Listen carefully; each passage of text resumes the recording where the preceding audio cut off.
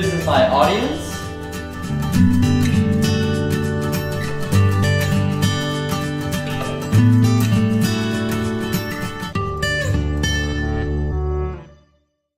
Does the world ever seem like it's changing? Does the air seem stranger by the second? Have you ever observed the Earth's climate and pondered actually how much longer the planet will remain healthy? The world itself is dying at the second, and so are millions of animals.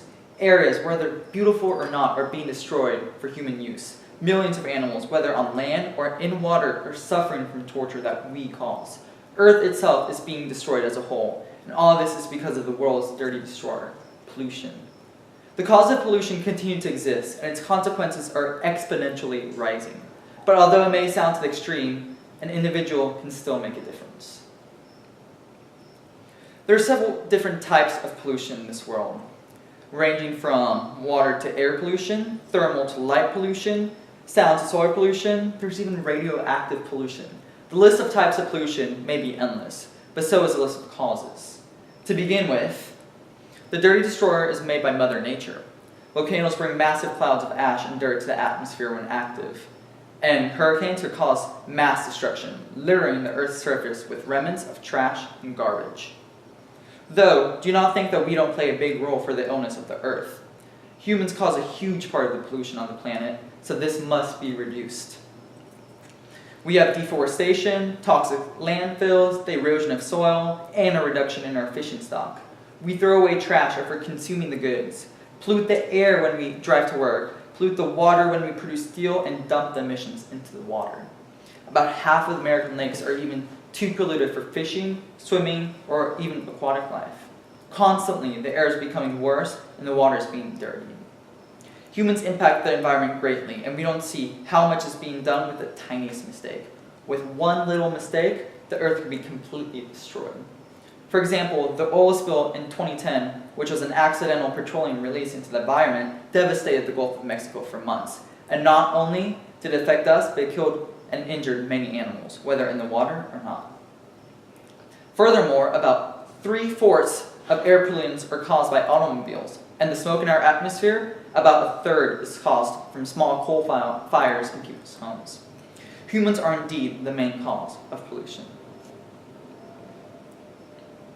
Every second, pollution is created almost everywhere, and it kills. The consequences only double when considering pollution.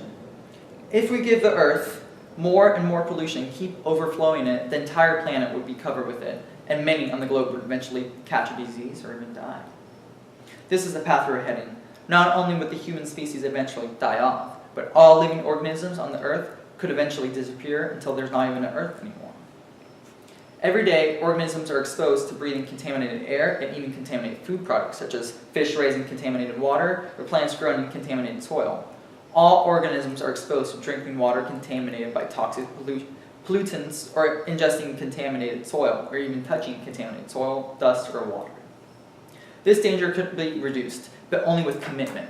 We need the Earth and it needs us. If we destroy it, it destroys us. It is our only home. Simple. There are many types of ways to make the Earth greener for humans. An individual has the potential to change so much in the environment by performing even the smallest task. One change an individual can make includes recycling, one of the most well-known techniques for reusing trash and helping the Earth.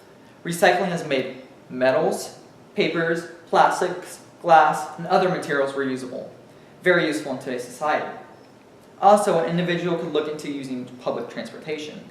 When considering the fuel emissions of each vehicle, it would be more environmental friendly to use one vehicle, like a bus for multiple people, reducing the ratio of vehicles to people in a city, and thus reducing the amount of carbon monoxide and CO2 emitted. Public transportation does exactly this, allowing for a more green environment. A third method for being more efficient for the environment includes investing into sources of renewable energy. This has been a great movement in the past century, as many realize how fossil fuels have been running low and how non-renewable sources emit hazardous byproducts into the atmosphere. These sources could include solar panels to collect sunlight, or even windmills charged by the wind.